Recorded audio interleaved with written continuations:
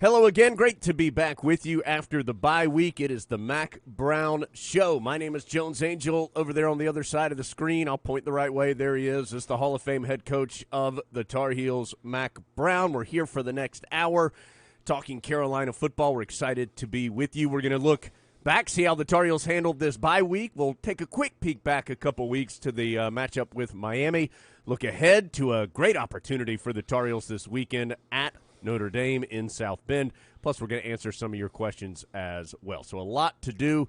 Coach, good to see you again and back into game week after the bye week. How did you handle this bye week with your team? Really, Jones, we had a great week. Some of the older guys that were banged up and tired, a little sore, got some rest. We got to work a lot of the young guys, and we still got to work our team against Notre Dame some too, but you've been working on that game plan for a year, so sure. and played them last year. So open date's really more of a time to rest, work your young ones, and start preparing for Notre Dame, get a couple of extra days. It's interesting, though, that you have to be careful on open date. There are more injuries that occur in open date and preseason than any other time of the year. And I think it's the players relax and they think we don't have a game this weekend and they're not as focused. So we felt like we had a safe week. We had a really good week. And the future is so great for this program, not only in recruiting as we continue to have a tremendous recruiting year, but watching those young guys compete in practice was fun. When you're not beating people badly enough to let all of them play, it's tough. It's tough for morale, but also you don't get them ready as quickly. So we're still playing a lot of young guys, but there's a lot of great young guys that will have their opportunity in the spring, and that'll be fun to watch them. Coach, when you say the young guys, you got to see them more. Is that just practice reps? Were there scrimmages? How did you get a chance to see those guys compete? We did a little bit of all. We have team periods that are like scrimmages with them. We had the young quarterbacks. They handled most of the week. Sam didn't practice a whole lot. Because we've got to get one of those two young quarterbacks ready to go if Sam leaves, and we feel like he will. So it was just a fun week to watch them. Some of the young receivers stepped up, young defensive backs. We've got a lot of people that'll leave over the next 2 or 3 years, and somebody's got to take their place. So roster management's a little crazy now. Jones, after last year when they gave everybody an extra year across the board, it's kind of crazy to figure out how old they are, who's coming back, how many years are they coming back? Is he a 6-year guy? Is he 38 years old? Is he 24-year-old sophomore? So it's just a little bit crazy everywhere. So and that's also the reason we sat down in the bye week and had very direct and open conversations with all of our players, because with roster management, you got to figure out how many can you sign.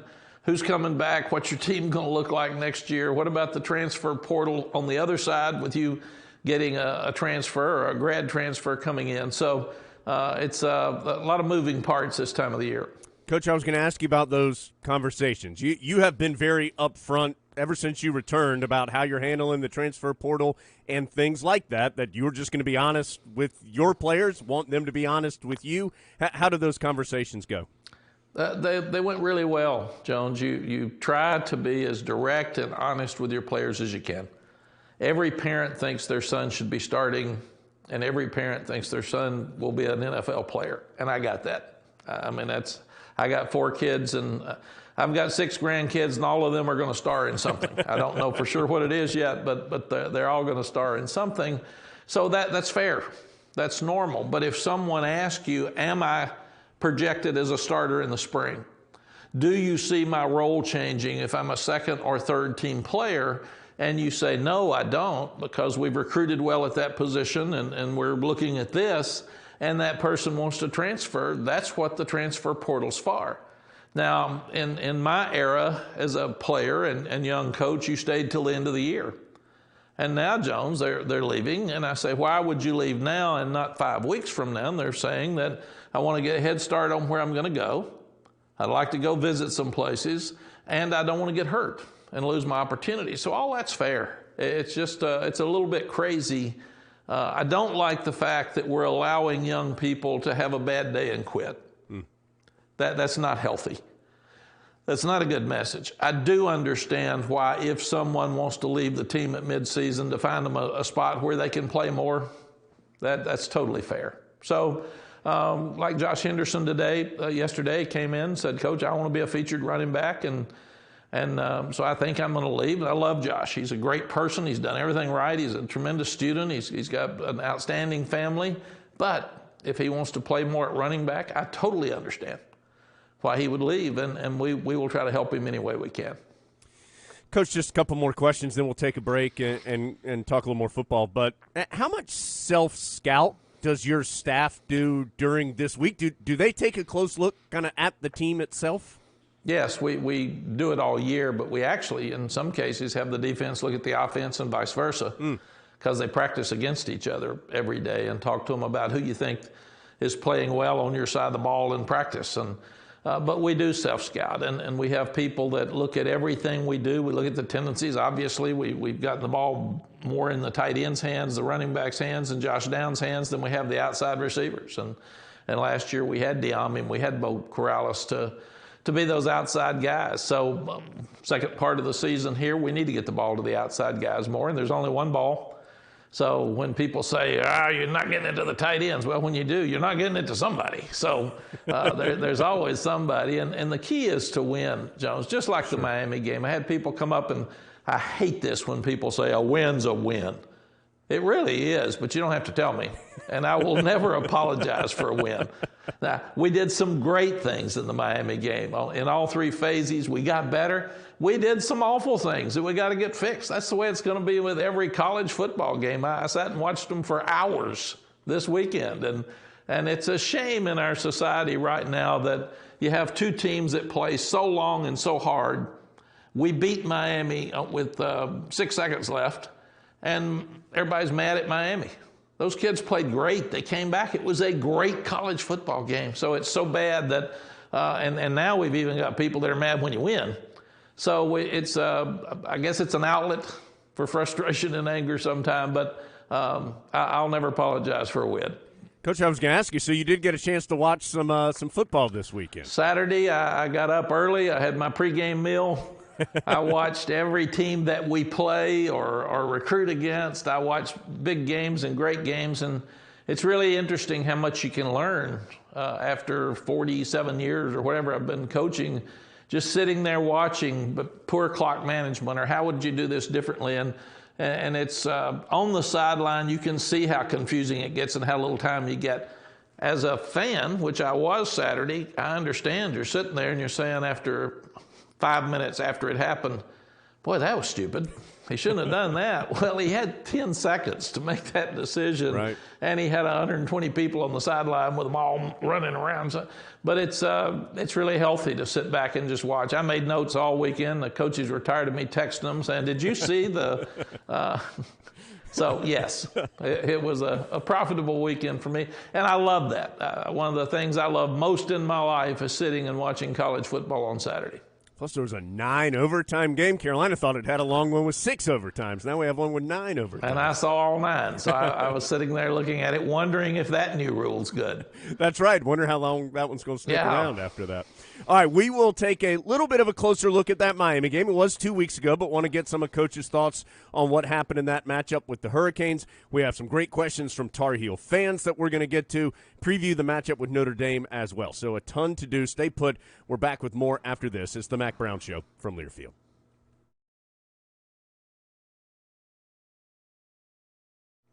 Welcome back to the show. Thanks so much for being here. It's the Mack Brown Show. My name is Jones Angel, and last time we saw the Tar Heels on the field, it was October 16th in Kenan Stadium, that victory over Miami. And, Coach, a dramatic win to be sure. 45-42 the final score, and big play at the end. It was Jeremiah Gimmel tipping a pass. Cedric Gray, after that thing pinballed around and crowd surfed on some players, Cedric Gray eventually gets the interception, seals the victory with just 6 seconds to go. Terrific win for your team, and a dramatic one as well. It was, Jones. Jeremiah Gimmel is a great defensive call by Jay Bateman. Gimmel tips the ball, and then you've got Javari Ritzie and And he's in there fighting for it. You've got Kevin Hester on his back on the ground that's trying to wait till it gets there.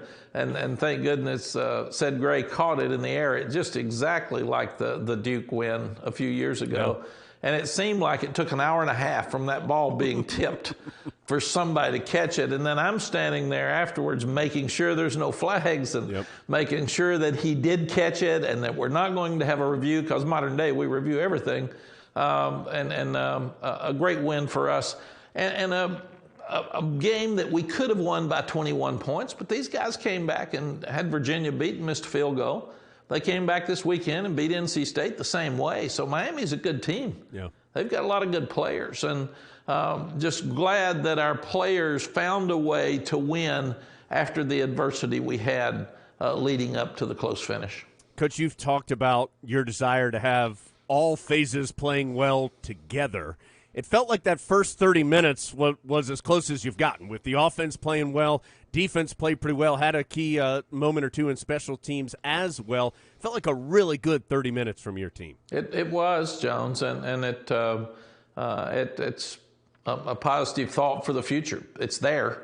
We just got to do it all the time. And I did think we gave up points right before the half, which kind of let them steamroll the third quarter. We've been playing poorly in the second quarter, so we outscore Miami 17-7, and then they come back and do the same with us in the third quarter. So, again, give them credit. They'd had a tough loss a couple of weeks before to Virginia. The last time they'd played, they had 16 days to prepare for us.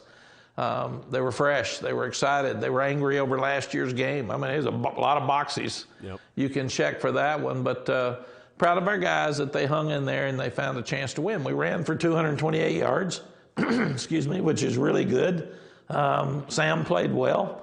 So I felt like there's a lot of good things. We had to keep them on the goal line. When they got off, they're at the -3 and they're 3rd and 10. And they get off. We had a chance Don Chapman had a ball in his hands, interception. Any of those things kill the game, and we win by 10 to 21 points.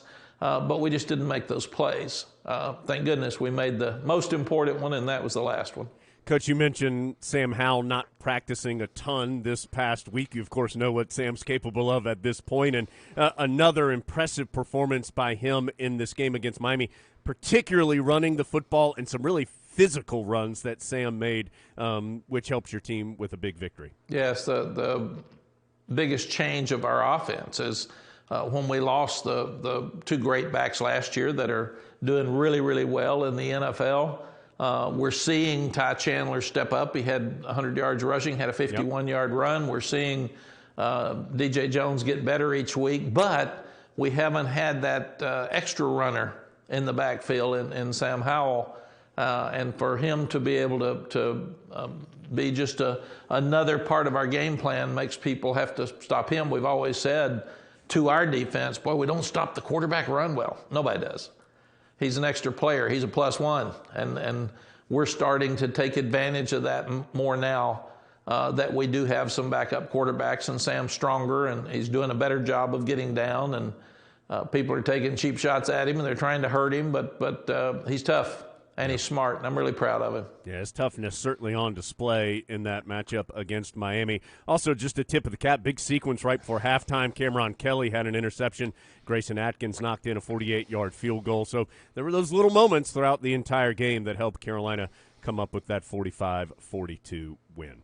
Okay, we're going to take a timeout, come back, start getting to some of your questions for the head coach of the Tar Heels. That's coming up after this on the Mack Brown Show from Learfield.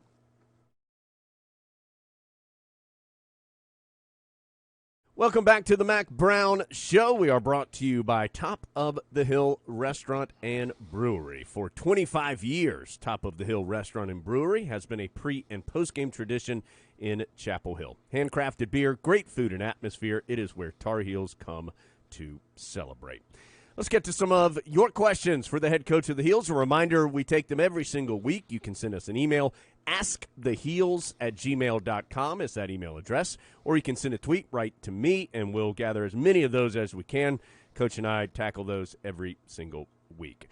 Coach, we had, and you mentioned recruiting in the opening segment, we had a lot of questions about recruiting. A reminder that Coach can't talk about specific recruits, but Coach, just in general, boy, recruiting seems to be going well this offseason. It has gone well for several years, but really picking up some momentum this year. And basically the gist of a lot of these questions is, what is it that's going so well? What is working so well on the recruiting trail for you guys right now? It's a great question, Jones. Number one, we have a great product.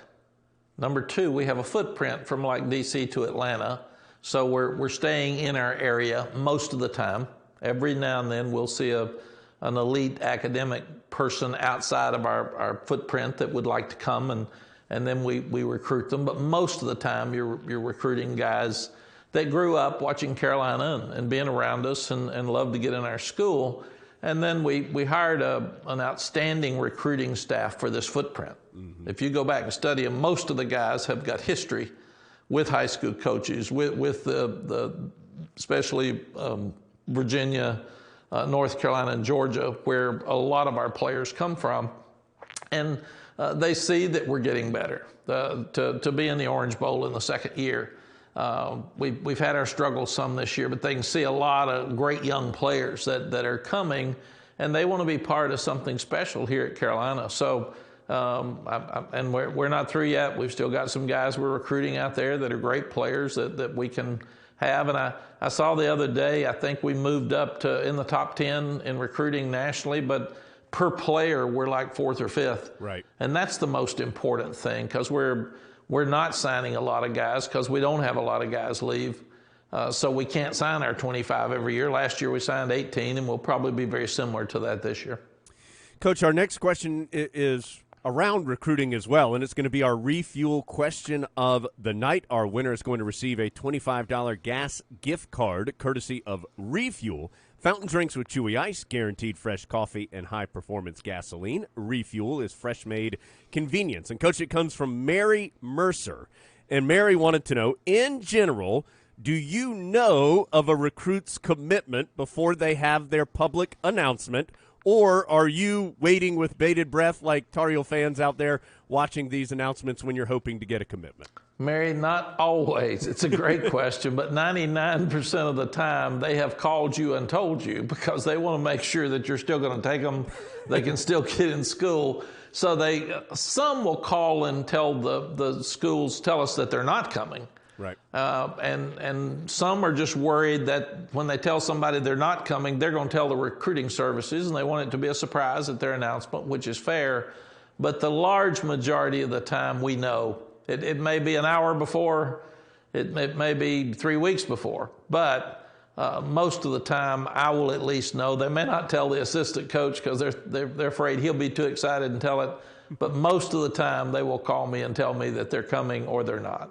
I have to imagine those are pretty fun phone calls to receive. Well, they really are, and I should have said it this way. If they're not coming, they call the assistant coach because they don't want to talk to me. If they are coming, they usually call me, but it's you're an extension of that new family, and that's our hope for the future. And when you get a guy, you don't know. Nobody was as excited about Cedric Gray as they were some other guys, and Cedric Gray is one of our best players. So you never know what's going to happen with a young person, and all you can do is try to evaluate the best you can and not worry about who else is recruiting him, because we've been doing this a long time. And then when one gets here, some go faster than others. We've got to find out what they do best and try to get them in a position. You got to remember, we redshirted Dre Bly, we redshirted Greg Ellis, we redshirted Brian Simmons. I mean, there were a lot of guys that didn't play until their second year, and now we've got some people griping about guys that are playing now. They leave earlier now than they did back in. So usually after 3 years, a guy that's an NFL guy is probably going to leave. Right. So redshirting is not as prevalent. But I am excited about the future of our program. I think it's one of the reasons, too, Jones and Mary, that everybody plays so hard against us. They know we're about to get good. So get their licks in now. They are tired of listening to how well we're recruiting. Coach, when it's the other way, when it's a call that someone is not coming to your school, is it hard not to take that personally? I mean, because you have worked so hard to build the relationship, and there is so much time and effort invested in every one of these recruitments. Yes, it is, but you got to be fair to the family. It's just like the transfer portal. When people decide to change jobs, that's their choice. When people decide to quit the team. That's their choice. And we live in a country that you get to make your own choices. So when we pitched this family our recruiting pitch and they don't want to come, that's their choice. And one of the things I've really tried to do in recruiting is look through the eyes of that family and see if I was them, would I want to come? And there's some guys that our guys offer, and I said, you can offer them, they're not coming. And they'll say, why wouldn't they come? And I said, here are the reasons I see. I wouldn't come if I was them.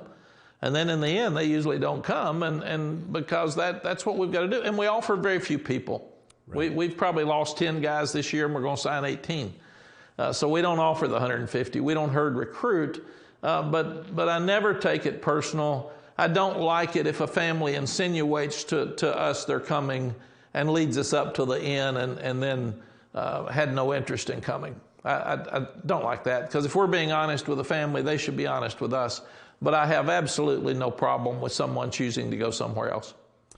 Coach, this question comes from Herb. Herb sent this one in and said, in looking at conference games scheduled, the Tar Heels have already played 6 conference games at this point.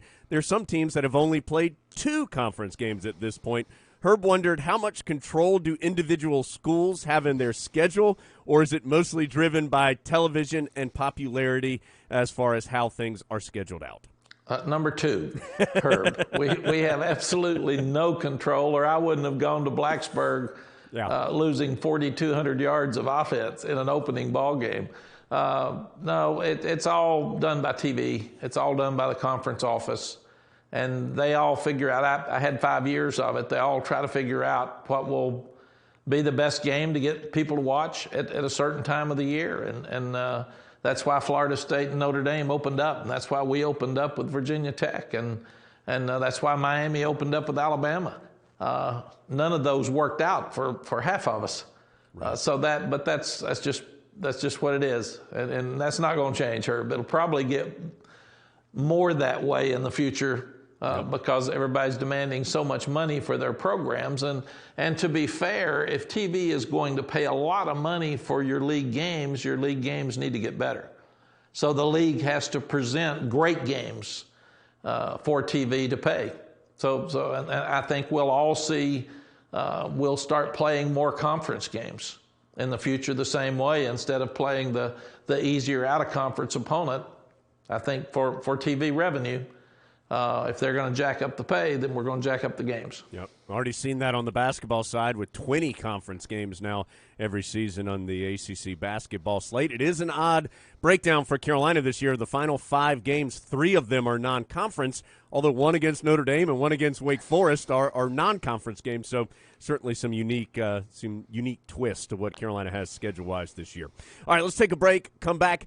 After this timeout, you're going to hear a bit of an interview with Ryan Switzer, one of the best receivers in Carolina history. Ryan was, in fact, back a couple weeks ago, talked to the team before the Duke matchup that particular weekend. Adam Lucas and I had a chance to catch up with Ryan.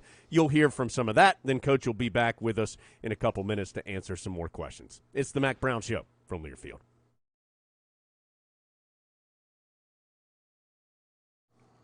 Back with the Hall of Fame head coach of the Tar Heels, Mack Brown. It's his show. We're here every Monday night through the football season at 7 o'clock. Appreciate you so much joining us, no matter how you're listening or maybe watching us this evening. Coach, let's get to some more questions. And again, a reminder, asktheheels@gmail.com is the email address, or you can send a tweet right to me. We tackle a bunch of these every single show. We're also going to take a look at Notre Dame coming up in just a second. Coach, let's get to some more questions, though. We'll start with Chuck. Chuck Bryson is this gentleman's name, and Chuck sent in this. He was talking about teachers and how big a difference he feels like teachers and coaches make for people every single day, and Chuck wanted to know if there was a particular, maybe a high school teacher or a coach or somebody along the line that you would look back and give a big thank you to, and why.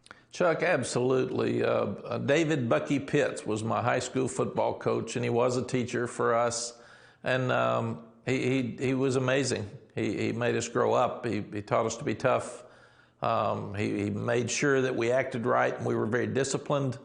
He's not doing well right now, so thank you for asking. And I'll ask everybody to keep their thoughts and prayers with Coach Pitts, because he's struggling but he changed a lot of lives, and he had a huge influence on mine. Coach, this question is from Brian, and kind of about that coach role as well, but this one directed more to you. He said, as both a coach and possibly a father figure to some of these players, Brian wanted to know, do players come to you often with questions and problems away from the football field? And how do you try to guide them when you get a question like that that maybe doesn't have anything to do with football? Brian, it's another great question. And one of the main reasons I came back was to help mentor young people. So I love the fact when they will come and see me about something they're struggling with, or maybe a decision about their life, or it may even be the transfer portal. And I try to be very, very honest with them at all times. And it's really interesting. I was thinking about over the weekend with people wanting to fire this coach and fire that coach. And coaches don't get into being fired. The reason you need to win is obviously you fill the stands and you make money for your athletics department. But you can't have the same influence on the guys unless you win. They want to listen to you more when you win. You've got their attention more across the board when you win. And at the same time, you are sitting there where you get fired if you lose, or coaches hate losing. It's miserable. So you end up quitting your job to go do something else, and you can't influence the kids. So as I was thinking about kind of recharging for the last 5 games here, why am I back? What am I doing? That was the number one thing. And thank you for asking, Brian, but I thought, I came back to influence these young people. That's all I came back for. And have some fun doing that. And to do that, we've got to win. But I'm really, really proud of these young people. I'm proud of guys that play college sports in general, but college football specifically, because that's what I'm involved with. Our guys work so hard, and they've acted right. They've stayed out of trouble. They've done everything right. And I'm so proud of our 2.5 years with them. And wouldn't give that experience back for anything. Coach, we'll close out our segment with questions here from Rich with a more football-heavy question. Rich wanted to know what were some particular areas that you guys wanted to focus on during the bye week, some specific areas of improvement that you thought were really important during this week of work. Oh, Rich, one was penalties. We were doing so well, and then the last couple of weeks we've dropped off, even though I will say that we sent a number of penalties into the conference office, and not all of the ones that we had were legit. Let's just put it that way. Right. And secondly, we want to continue to run the ball better, and when you do, your protection's good. When you're not running it, you can't protect. And getting the ball out of Sam's hands fast. We've talked about that a lot. And on defense, we really, I think probably the most important thing is situations. We had opportunities in the fourth quarter offensively to keep the ball, kill the clock, and score, and we didn't do that well. Score 45 points. Alabama scored 44 against them. I mean, it should have been a wonderful day, but because of 2 series, we didn't finish the game well offensively. Defensively, the same thing. You got 3 turnovers. You stopped the 4th down play, but you gave up a 4th and 10, and you gave up 3 3rd and 7 or more. So play better situation football. And I think that'll get us where we need to go. Great stuff, Coach. Thank you, and thank everybody for their questions as well. We'll do that through our final couple of weeks, of course, with Coach, and encourage you to send in those questions. We enjoy answering them every single week. We are going to answer some questions, at least Coach is. I'm going to ask him about Notre Dame when we come back to wrap things up. Carolina heading up to South Bend for a 7:30 kick on Saturday night. We'll tackle the Irish when we return to finish things up on the Mack Brown Show from Learfield.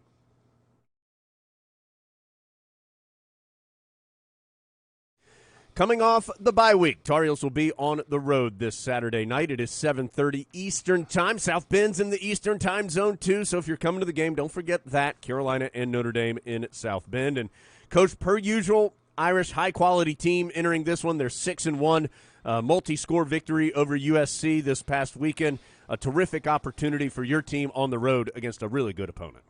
It is, Jones. We've got 5 games left. 4 ranked opponents, yep. So we'll have to upset somebody every week to get where we want to go. And 3 of those on the road, we hadn't played very well. And then Notre Dame, led by Brian Kelly, who just broke Newt Rockney's record for all-time wins at Notre Dame. Congratulations to him. They're 27-1 the last 28 games at home. Cincinnati beat them a few weeks ago. They have the longest winning record against unranked teams. So it'll be a fight. Should be fun. It's a fun challenge, and they were more physical than us in the second half, especially the fourth quarter last year. We had an even ball game at halftime, and they just beat us down. They've got a lot of older players. They do it right. They've got smart young people. They're well coached. They're not going to make many mistakes. So this will be a great test for us, and a great opportunity for us to show we're growing up and we're handling adversity better. Coach, they force a lot of turnovers. They're top 10 in the nation in turnovers forced. What do they do well defensively that has put them in position to make some big plays like that? Well, number one, they got really good players. That always helps. And that's a good place to start. Secondly, they're very multiple, so they're going to move. They're going to blitz, especially on third down. They're going to come after you. And because of that, they're big, they're strong. They stop the run on first and second down and get after that quarterback. So we'll have to do a tremendous job of protecting. And they have one of the better players in the nation in Kyle Hamilton at the safety position, a terrific player there on the back end. Coach, last thing, they have a lot of similar pieces to the team that Carolina saw last year. Big change, though, offensively. Of course, the veteran and terrific quarterback Ian Book moved on after last season.